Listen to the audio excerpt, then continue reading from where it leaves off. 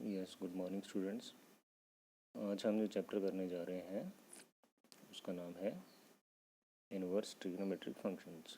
ये second chapter है आपके सिलेबस में। वैसे तो इस चैप्टर का बेसिक काफ़ी लंबा चौड़ा है, लेकिन फिर उससे वीडियो बड़ी लंबी हो जाएगी। इतनी लंबी वीडियो आप देखते भी नहीं हैं, इग्नोर कर जाते हैं चीज़ों को। तो इसलिए मैं इन शॉर्ट कोशिश करूँगा आपको समझाने की। लेकिन अगर आपको डिटेल में बेसिक समझने हो तो जब क्लासेस ऑन होंगी तो पूरे डिटेल में इसके बेसिक्स हम आपको समझा देंगे। लेकिन जो मैं ट्राई कर रहा हूँ इससे आपको चैप्टर काफ़ी हद तक समझ में आ जाएगा और किस तरीके से क्वेश्चंस करना है वो आपको पता चल जाएगा। तो सबसे पहली चीज़ है a function is invertible if it is bijective. You know very well, आपने रिलेशन फंक्शंस में पढ़ा हुआ है कि जो फंक्शन इन्वर्टिबल होता है वो 1 1 2 होना ज़रूरी है, मीन्स बाइजेक्टिव होना ज़रूरी है। तो इसका ज्योमेट्रिक मीनिंग हम समझेंगे कि ज्योमेट्रिकली या ग्राफिकली कोई फंक्शन 1 1 2 कैसे होता है। ज्योमेट्रिकली हम एक 1 1 2 फंक्शन को कैसे रिप्रेजेंट कर सकते हैं, या ज्योमेट्रिकली हम कैसे कह सकते हैं कि जो गिवन फंक्शन है वो 1 1 2 है कि नहीं है। For that let us see the graph of sine x. अब साइन एक्स का ग्राफ आपको पता है, ओरिजिन से स्टार्ट करके स्केल लेंगे इक्वल डिस्टेंस पे π/2, पाई 3π/2, -π/2, -π, -3π/2।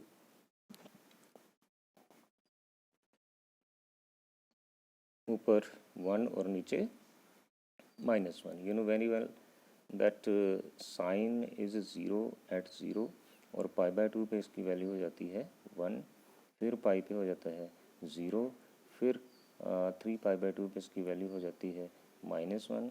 सिमिलरली ये नेगेटिव साइड इस तरीके से वेरी करता है, -π/2 पे इसकी वैल्यू हो जाती है -1, पाई पे इसकी वैल्यू -पाई पे इसकी वैल्यू हो जाती है 0, -3π/2 पे हो जाता है 1 एंड सो ऑन। ये ग्राफ इसका इस तरीके से चलता रहता है। अब ज्योमेट्रिकली हमें ग्राफिकली हमें कैसे पता चलता है कि कोई फंक्शन 1 1 2 है कि नहीं है। तो उसके लिए एक एक्सपेरिमेंट किया जाता है कि एक हॉरिजॉन्टल लाइन को इस तरीके से, जैसे सपोज ये पेन आपका हॉरिजॉन्टल लाइन है, एक हॉरिजॉन्टल लाइन को इस तरीके से हम उसके ग्राफ में से पास करते हैं।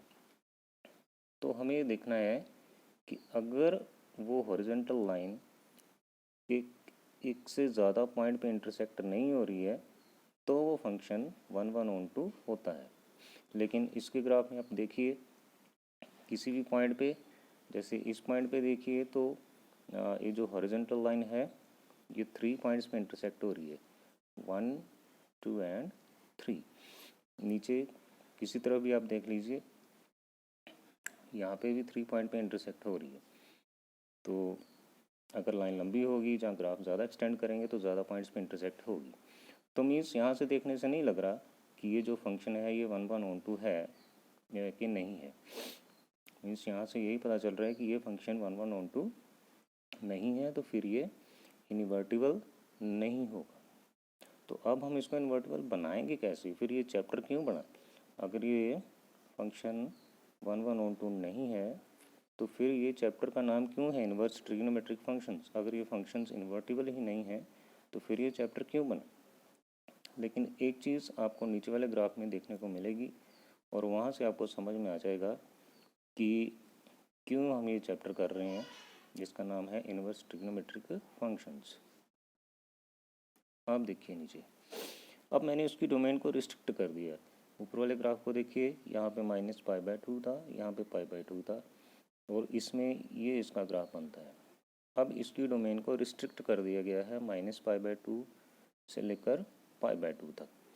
उसमें आप देखिए -π/2 और π/2, -π/2 पे उसकी वैल्यू -1 और π/2 पे उसकी वैल्यू 1। तो ये बन गया ग्राफ।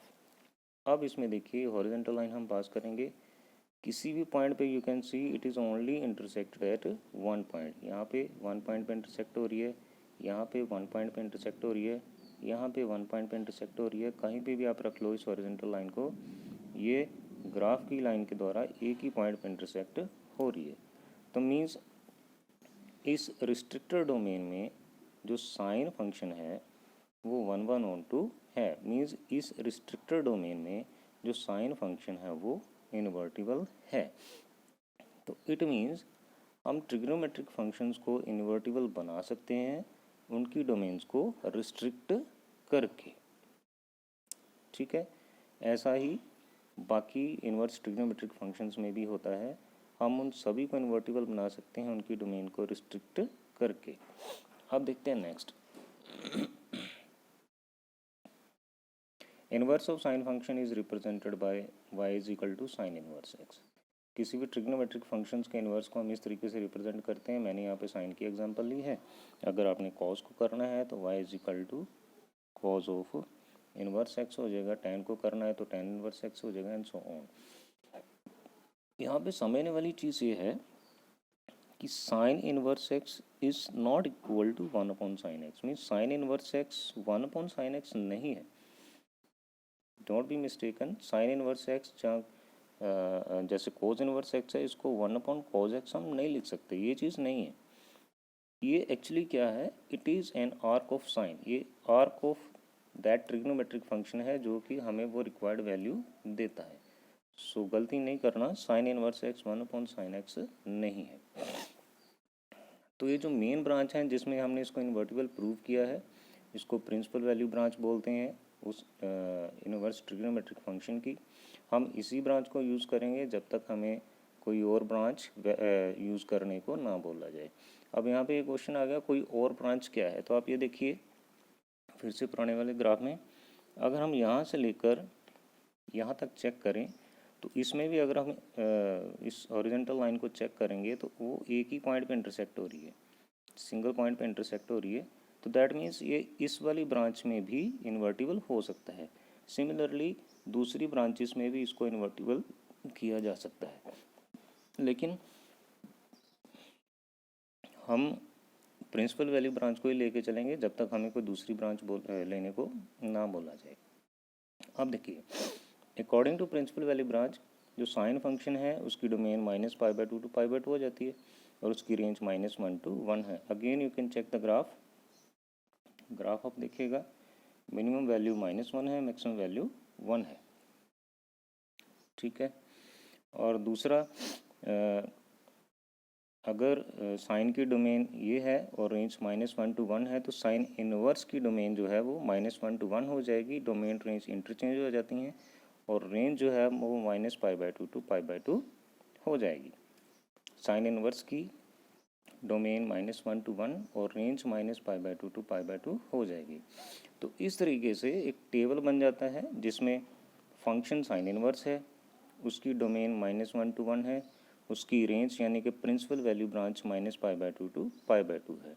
ऐसे एग्जैक्टली बाकी ट्रिग्नोमेट्रिक फंक्शंस के साथ भी होता है। कोज इनवर्स की जो डोमेन है -1 to 1 है। ये टेबल आपको अल्टीमेटली याद रखना पड़ेगा। सारी वैल्यूज़ प्रूव हो जाती हैं लेकिन अल्टीमेटली आपको याद रखना है।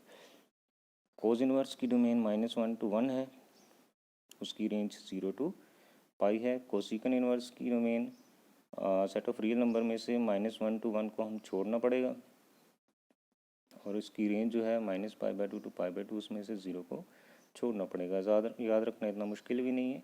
अब देखिए जो कोसिकेंट है वो साइन का रेसिप्रोकल है और यू कैन से साइन जो है वो कोसिकेंट का रेसिप्रोकल है। तो साइन की डोमेन में, साइन इनवर्स की डोमेन में -1 to 1 है तो कोसिकेंट इनवर्स की डोमेन में -1 to 1 को छोड़ दिया गया है। ठीक है जी। साइन फंक्शन जो है वो 0 पे 0 हो जाता है तो कोसिकेंट क्योंकि उसका उल्टा है तो वो 0 पे नॉट डिफाइंड हो जाएगा, इसलिए उसकी रेंज में से हमें 0 को छोड़ दिया है। सिमिलरली सीकन इनवर्स की रियल में से -1 to 1 छोड़ देंगे और उसकी जो रेंज है 0 to π उसमें से π/2 को छोड़ देंगे। अब इसको भी आप कनेक्ट कीजिए कोज के साथ और याद रखना आसान है। जो कोज फंक्शन है कोज इनवर्स, उसकी डोमेन -1 to 1 है और सीकन इनवर्स की रियल में से -1 to 1 को छोड़ दिया है। कोज फंक्शन 90 पे 0 हो जाता है, इसलिए उसमें से सीकंड क्योंकि उसका उल्टा होता है तो उसमें से π/2 को छोड़ दिया है। tan इनवर्स की डोमेन रियल है और उसकी range -π/2 to -π/2 to π/2 open interval है। इंटरवल का ध्यान रखना है, कहाँ पे क्लोज्ड है कहाँ पे ओपन है। कोड इनवर्स उसकी डोमेन रियल है और उसकी रेंज 0 टू π ओपन इंटरवल है। नेक्स्ट हम देखेंगे इसकी कुछ एग्जांपल्स।